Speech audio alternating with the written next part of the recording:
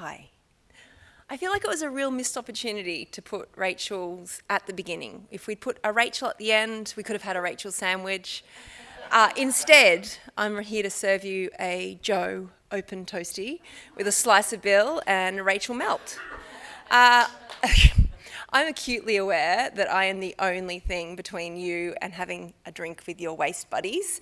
But instead of thinking me as a barrier, I would encourage you to think of me as the amuse-bouche, the appetite cleanser, the palate freshener for the joy that will happen tonight. I've got to do something, right? It's a tough gig. I want to tell you about community champions. Anyone who knows me knows that my passion is for the environment, but also for community and how we can bring people with us. And I've always worked with those people who are passionate about an issue to start, because I believe that you've got to start with the people you have in your community, and if you don't engage the engaged and activate them, they can also become your greatest opponents. And we've seen it time and time again. Where there's a barrier, they will amplify it if they do not believe it is in the best interests of community. So I'm going to give you an example of a project Good for the Hood worked on with the City of Parramatta. Who was in the session for FOGO in the other room? Excellent, great. You heard from Andrew, and so you'll know that the piece that we played in that puzzle was but a tiny slither. But it's an incredible opportunity for us to demonstrate what can be achieved by amplifying the passion and the interest from people who really do care in your community, and to share how we did that with the City of Parramatta. Thanks for the super awkward introduction, Babs. She's also a waste celebrity. What an introduction. There's very few people that would find that a compliment, but I do. If you do not know me or you haven't worked with Good for the Hood, please reach out on LinkedIn. We would love to share some of the projects we've worked on with over 250, maybe even 300 councils now. I don't know, I stopped counting ages ago. Been doing this for 6 years, which doesn't seem like long, but worked on some incredible projects, some really short ones, some slightly longer ones, and got a really good temperature gauge for what's happening in communities, both regional, rural and metropolitan, across all states of Australia and territories. I want to tell you a story about why I know that community champions are powerful and why they work. And it's about my son. My son's 12, and he said, "Mum, I don't want you to cut my hair anymore." So I have been doing home haircuts for a while since COVID, and it's partly because my other son has autism and hates going to the barber, but my eldest son has had a beautiful short back and sides for a number of years. And but as he's headed to high school and taken up the electric guitar, he's decided it's not really the look that he wanted to go for anymore. And so a couple of years ago, he started to say, "I want to grow my hair, I want to grow it long, like down to my bottom long." And I was pretty anti this as a prospect. First of all, I went with all the normal parent-like things, but you have beautiful eyes, we won't be able to see your face. But you won't wash it. What about all the smell? Like, you're a teenager nearly, like it will be gross. I had all these discussions with him about the fact that I just didn't know what kind of message it sent, like you're going to high school and you're going to turn up with this look. Maybe it's a gateway to drugs and we were just suddenly going to find ourselves on the cusp of some other social issue. And then one day he just said, "Please let me do it." And so I let him grow it. And then one day he said, "Mum, I want to dye my hair." And I said, "Okay."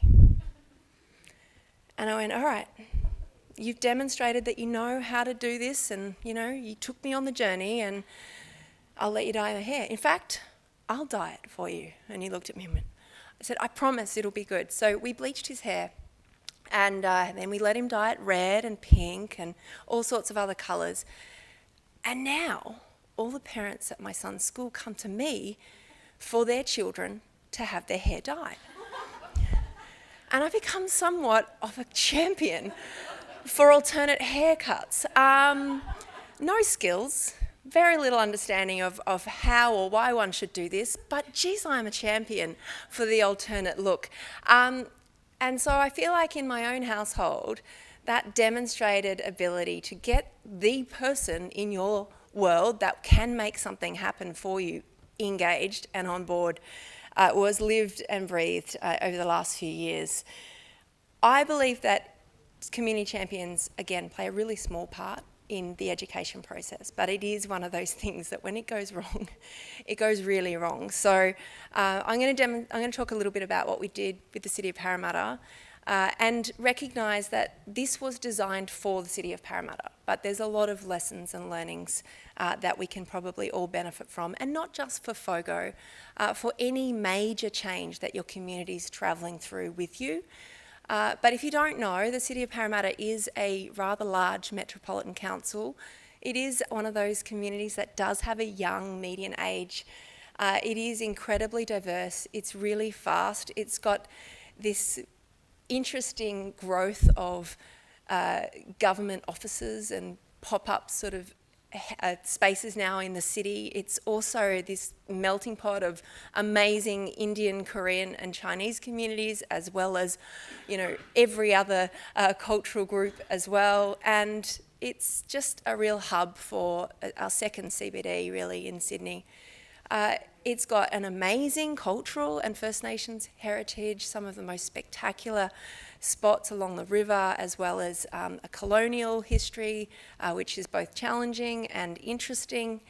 And it's got some pretty great food, which is important, right? But also leads to an awful lot of food waste. It has great festivals and is just a pretty thriving place. I used to work in North Parramatta back in the day, and I can tell you the Parramatta of today is a very, very different place, and it's pretty fabulous to be. But I can imagine when the City of Parramatta said, well, we're going to do FOGO, that there would have been some pretty shocking resistance from probably people within council, but also in the community. And it's no surprise, because we know that almost every council is enjoying the joy of missing out on FOGO. Most of them are going, you know what? Let's just hold out a little bit longer, because we've seen what happens and we know how hard it is.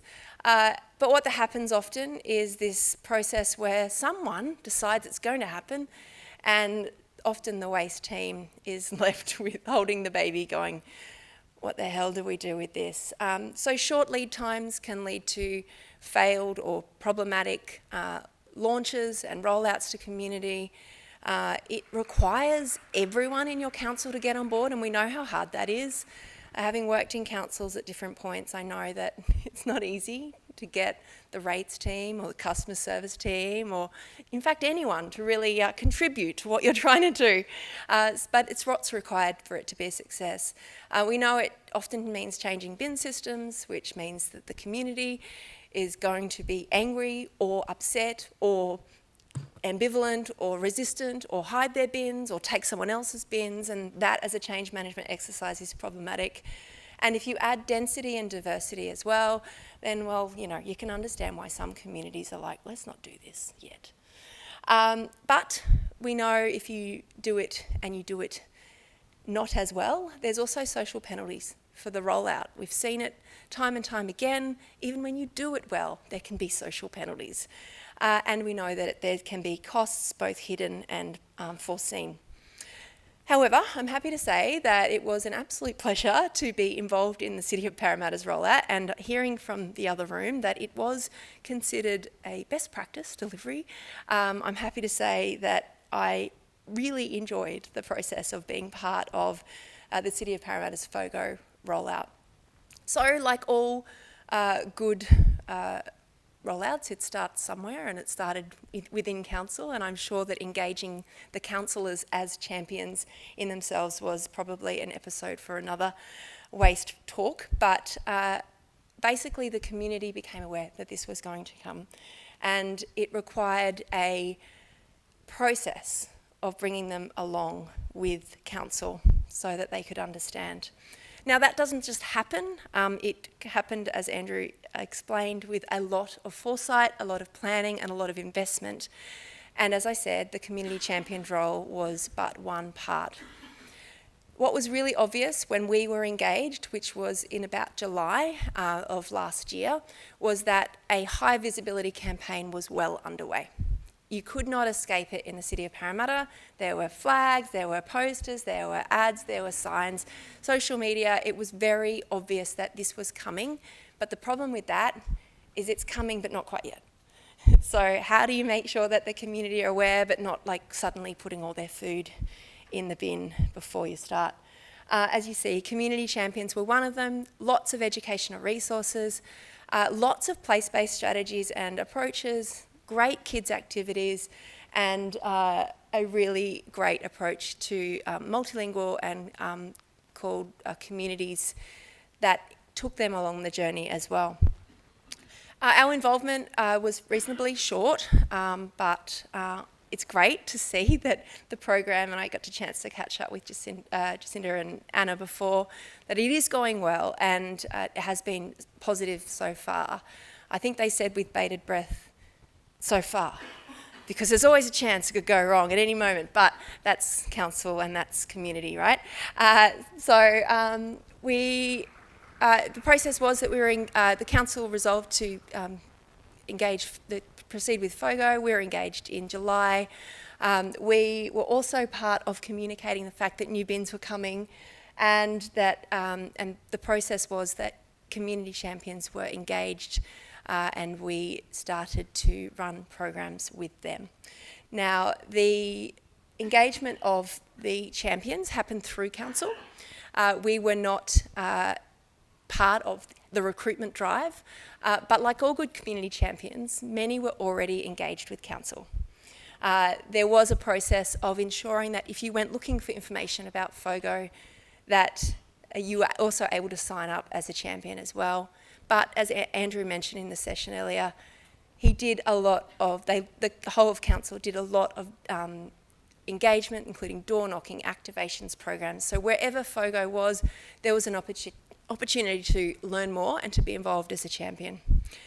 So we ran our programs in about the 6 weeks before the launch of the program to all single unit dwellings and apartments under 30 units.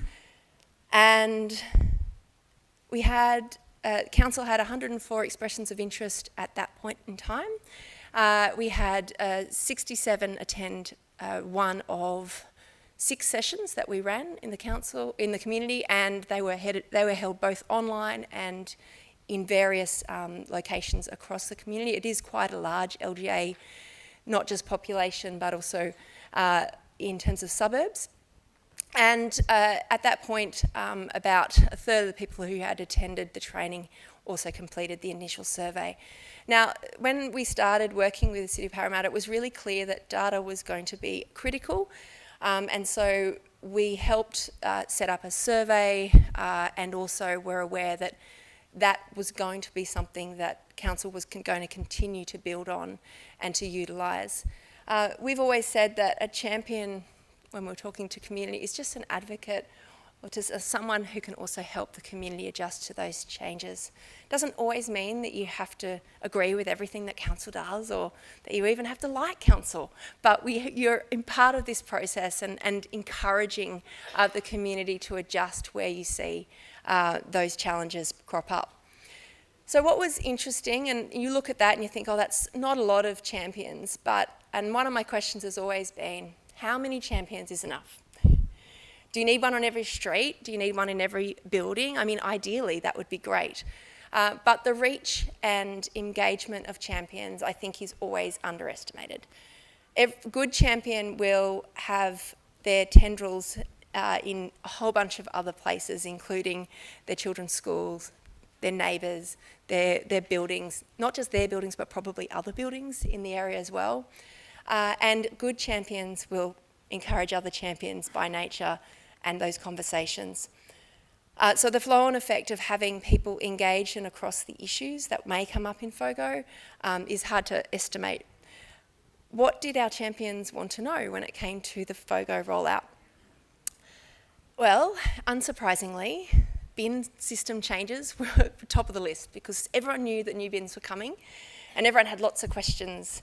And I know that council was getting a lot of these questions coming through to their customer service as well, because there were structural changes. Put this bin out You're going to get a new bin. It's going to be different sizes. So that was, something that people immediately wanted to understand. But from there, a lot of questions about where FOGO goes. Why are we doing this? Why would we want to do this? What's the benefit? No one really seemed to dig up the question of cost, but it certainly was a factor of why would you do this? What's the why for why we suddenly need to do this? Interestingly, most champions, or a large percentage of champions we spoke to, were home composters. So they were kind of understanding trying to understand why we even needed this, because doesn't everyone home compost? And, it really is our own little bubble of people to say, well, no, most people don't actually. And this is why we need a service that's going to help us reduce, both methane emissions, but also improve the resource recovery and keep waste out of landfill. Lots of people wanted tips for how you manage the gross part of FOGO, as people would say, the flies, the smells, the mess, those things that they're worried about being a problem. What do we do if someone's got a complaint, or how do we dob in a neighbour if they're doing the wrong thing? A lot of information about around what to do if there's misinformation popping up, how can we help other people, and where to get more information. A lot of people wanted signs to put up, displays that they could put up. How can we put stuff in our bin room? What do we do with all this information? And also tips on how to get other people involved in their building that wasn't intrusive. Some of what we did with our champions was actually pulling them back a little bit. This is great that you're really interested in. We do not want you mobbing people in the building lobby. We do not want you going through people's bins. Please don't knock on people's doors if you don't know them. So some parameters about what's a reasonable level of engagement, and also we don't want people to feel like they have council's mandate to suddenly be a council volunteer without the proper controls. So there was an element of just making sure that people knew, like, we want you involved, but just at this level. That was a great opportunity though to encourage them, if they did want to become volunteers or involved in other council activities, they could do that. So we ran 2 programs. One was an introduction to Feed It to FOGO, and the other was becoming a FOGO champion. And we also helped develop some content which kind of became a cheat sheet for champions to remember what they've covered in the sessions. A lot of what we covered when we were doing the introductory sessions, and a large component of the champions program was going through what is in the bins and what's not in the bins, so that people felt comfortable enough to understand why some things were not going to go into the FOGO bin. And obviously those conversations about compostable packaging came up a lot. So we spent the time with the champions so that they felt confident and that they walked away feeling like, okay, I may not think that, it's the best idea, that we can't put everything in FOGO, or I'd love to be able to do this, but at least I understand that that's why. So we spent a lot of time with them, way more than what other people would actually tolerate or probably even want. And I think that's the power of a good champion, is they do really want to understand why. We did spend a lot of time explaining that one of the best things that you can do as a community champion is to be a positive role model. People underestimate the power that comes with putting your bin out on bin night in a proper way. And we explained to them, if that's all you do to start, or if that's all you ever do, is you get it right and you tell other people how to get it right, that's amazing. Let that be the ripples, and if you just encourage you and your family and your friends' families to get involved, then that's very powerful in itself.